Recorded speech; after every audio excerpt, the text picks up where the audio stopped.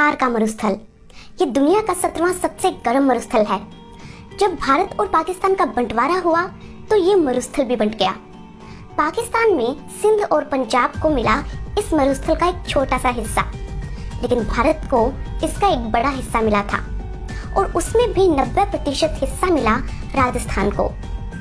एक वक्त था जब यहाँ पर पानी खोजना भूसे में सुई खोजने जैसा था और गर्मी इतनी भयानक होती थी कि यहाँ से कोई भूलकर भी नहीं गुजरना चाहता था। यहाँ के लोगों ने गर्मी के हर सितम को सहते हुए सैकड़ों साल बिता दिए थे, लेकिन छप्पनिया अकाल ने जो तबाही मचाई, उसके बाद लोगों को पानी की समस्या के स्थायी समाधान का इंतजार था।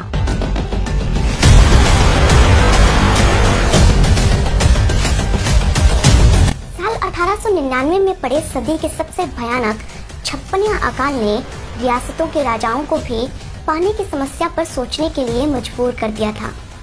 इसी के समाधान पर दिन रात विचार कर रहे थे बीकानेर के महाराजा गंगा सिंह। उन्होंने कई लोगों से मशविरा किया और फिर नहर बनवाने की ठानी। जिस साल छप्पनिया अकाल पड़ा था, ठीक उसी साल में यानी कि सन 1899 में हिसार के टोहाना में कंवर सेन का जन्म हुआ था। कंवर सेन गुप्ता, ये वो नाम है जो राजस्थान के कम ही लोग जानते हैं, लेकिन अगर कंवर सेन ना होते तो ना तो इंदिरा गांधी नहर होते और शायद आप और हम भी पानी तलाशने के लिए आज उतनी ही मशक्कत कर रहे होते जितनी कि हमारे पुरखों ने की थी। वो कहते हैं ना कि कुदरत अपने साथ किसी को भी आसानी से खिलवाड़ नहीं करने देती, तो फिर मरुस्थल कैसे करने देता। 50 डिग्री से भी ऊपर का पारा, नित नई आंधी और तूफान, ना मशीन, ना टेक्निक और ना ही इंजीनियर्स तो इस तरफ देखना भी नहीं चाहते थे। लेकिन उन कठिन हालातों में भी कंवर सेन ने महाराजा गंगा सिंह का राजस्थान में नहर लाने का सपना साकार करके दिखाया। इस नहर के निर्माण में लाखों चुनौतियां आई, हजारों कठिनाइयां आई और कई जाने भी गई। इंदिरा गांधी नहर के निर्माण में किसने किया खून पसीना एक, और कैसे मरुस्थल के सीने को चीरकर एक 649 किलोमीटर लंबी नहर का निर्माण हुआ, इसकी सच्ची कहानी मैं आपको सुनाऊंगी दोस्तों। लेकिन इस रिपोर्ट को पूरा देखने से पहले आप मेरे YouTube चैनल को याद से सब्सक्राइब कर लें, और अगर आप इस वीडियो को Facebook पेज पर देख रहे हैं तो पेज को जरूर से लाइक कर लें।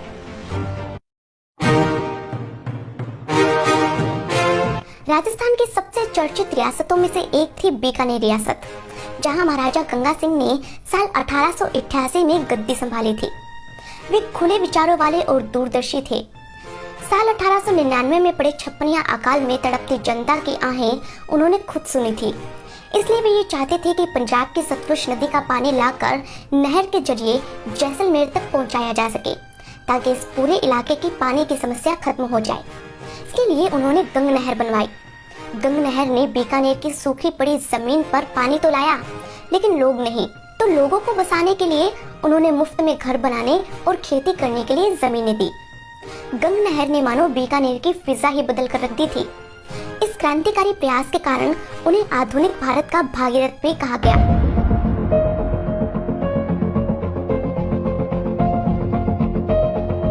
लेकिन पानी की कमी सिर्फ बीकानेर में ही नहीं थी, बल्कि चूरू, नागौर और जैसलमेर समेत राजस्थान के कई जगहों को थी।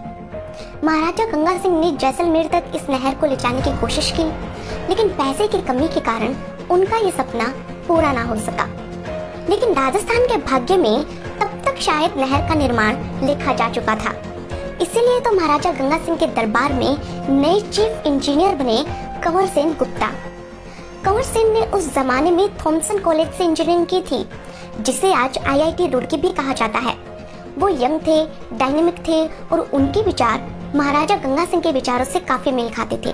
गंगा सिंह के कहने पर ही कंवर सेन ने पंजाब से लेकर राजस्थान तक एक नहर का ड्राफ्ट तैयार किया, जो इंदिरा गांधी नहर के लिए तैयार किया गया पहला ड्राफ्ट था। लेकिन साल 1943 में कैंसर के कारण महाराजा गंगा सिंह का निधन हो गया, जिसके बाद बीकानेर की गद्दी मिली उनके बेटे सादुल सिंह को। लेकिन साल 1947 में देश के आजाद होने के साथ ही राजशाही खत्म हो गई और देश में पहली बार सरकार बनी। अपना राजा रहे और ना ही रजवाड़े, लेकिन कंवर सेन ने महाराजा गंगा सिंह के सपने को धूमिल नहीं होने दिया।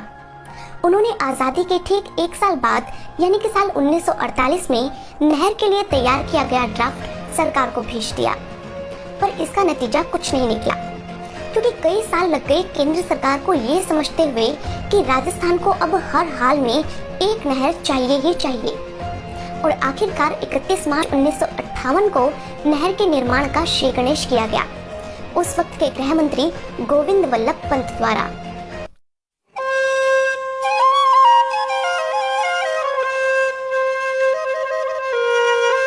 उस समय लोगों को यह काम बिल्कुल असंभव लग रहा था, क्योंकि जिद्दी रेगिस्तान की छाती चीरकर एक लंबी नहर निकालना अपने आप में एक चमत्कार जैसा था। लेकिन कंवर सिंह तो पूरा ड्राफ्ट तैयार कर चुके थे। जब ठाना उन्होंने था तो नहर बनाने की जिम्मेवारी भी उन्हें ही दी गई। इस नहर परियोजना को नाम दिया गया राजस्थान नहर परियोजना, और ये तय किया गया कि पानी पंजाब देगा। पंजाब भी एक अच्छा पड़ोसी होने के नाते राजस्थान को पानी देने के लिए तैयार हो गया।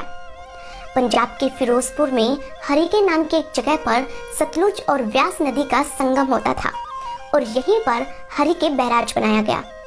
इस बैराज से नहर निकालकर राजस्थान लाई जानी थी, लेकिन ये ही तो असली समस्या थी। अब पंजाब पानी देने के लिए तैयार था और राजस्थान पानी लेने के लिए तैयार था, पर थार का ये मरुस्थल ही नहर के निर्माण के लिए तैयार नहीं था। तभी तो एक से बढ़कर एक समस्याएं पैदा होनी शुरू हो गई। गर्मी के मौसम में भयानक गर्मी पड़ी, सर्दी के मौसम में भयानक ठंड, धूल भरी आंधियां, रेत के बवंडर। मौसम इतना खराब कि कोई इंजीनियर यहाँ पर काम करने के लिए तैयार ही नहीं होता था। उस वक्त ना ही आधुनिक मशीनें थी, लेकिन राजस्थान के वातावरण से निपटने के लिए कंवर सिंह और उनकी टीम तैयार थी। वो जानते थे कि इन हालातों में रेगिस्तान का जहाजी काम आ सकता है, इसलिए ऊंटों को मिट्टी खोदने के काम में लगाया गया। सबसे मेहनती जानवर कहे जाने वाले गधों ने ऊंटों का साथ दिया। सैकड़ों मजदूरों, हजारों जानवरों और इंजीनियर्स ने बिना थके कई घंटों तक काम किया। लेकिन भयानक गर्मी और धूल भरी आंधियों ने हालात इतने बदतर कर दिए थे कि उन्हें शब्दों में बयान नहीं किया जा सकता। मौसम की मार, गर्मी और आंधी तूफान से तंग आकर इंजीनियर्स काम छोड़कर बीच में ही चले जाने लगे थे।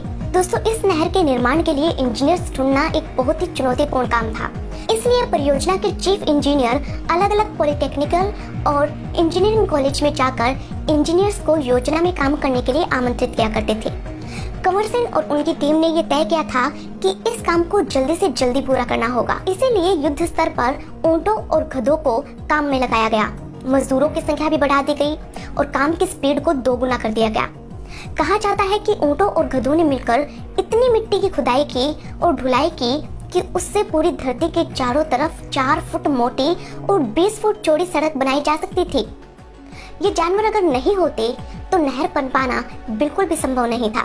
कठिन मौसम में मिट्टी की ढुलाई करते करते न जाने कितने ही ऊंटों और गधों ने दम तोड़ दिया। कई मजदूरों और इंजीनियर्स ने भी जान गंवा दी, लेकिन काम को रोका नहीं गया।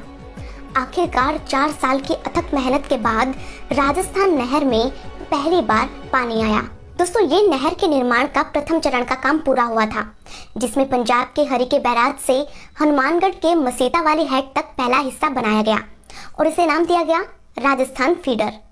यहाँ एक बात समझने लायक है कि इंदिरा गांधी नहर की कुल लंबाई 649 किलोमीटर की है। तो सोचिए कि ये नहर कितनी लंबी होगी। अब एक ही बार में इतनी बड़ी नहर बनाया जाना संभव नहीं था, इसलिए पहले राजस्थान फीडर बनाकर पानी लाया गया और फिर आगे जैसलमेर तक पानी पहुंचाने के लिए मुख्य नहर बनाई गई। इसलिए इस नहर परियोजना में 2 नहरें शामिल हैं। पहली राजस्थान फीडर जो कि 204 किलोमीटर लंबी है और दूसरी 445 किलोमीटर लंबी मुख्य नहर की राजस्थान में एंट्री हो सके, इसके लिए 204 किलोमीटर लंबी राजस्थान फीडर बनाई गई, जिसका 170 किलोमीटर का हिस्सा तो पंजाब और हरियाणा में ही था। इसका सिर्फ 34 किलोमीटर हिस्सा ही राजस्थान में आया था। लेकिन राजस्थान के लोगों को निराशा ना हो, इसके लिए पहले ही चरण में मुख्य नहर का भी 189 किलोमीटर लंबा हिस्सा तैयार कर दिया गया था। 11 अक्टूबर 1961 को डॉक्टर सर्वपल्ली राधाकृष्णन ने राजस्थान नहर का उद्घाटन किया और इस नहर में पानी आया। नहर के पानी ने मरुभूमि की सूखी जमीन को ही नहीं बल्कि इंसानों के चेहरे पर भी हरियाली की मुस्कान ला दी थी। अब लोगों को पीने और सिंचाई करने का पानी मिलने लगा। नहर के आते ही आसपास के इलाकों की रंगत बदलने लगी। सालों काम करने वाले इंजीनियर्स और मजदूरों के चेहरे पर भी संतोष था, तो वहीं जनता के चेहरे पर पानी आने की खुशी। अपनी टीम के साथ मिलकर कंवर सेन ने असंभव लगने वाले काम को संभव कर दिखाया था। वैसे तो इस नहर के निर्माण में कई घोटालों के भी आरोप लगे थे, लेकिन पानी आने की खुशी और नहर के फायदों के सामने उन्हें भुला दिया गया। लेकिन इंदिरा गांधी नहर के प्रोजेक्ट को सक्सेसफुल बनाकर हजारों मजदूरों, ऊंटों और गधों और साथ ही कंवर सेन की टीम ने राजस्थान के भाग्य को बदल कर रख दिया था। कंवर सेन को मरुस्थल का भागीरथ कहा गया और उन्हें पद्म भूषण से नवाजा गया।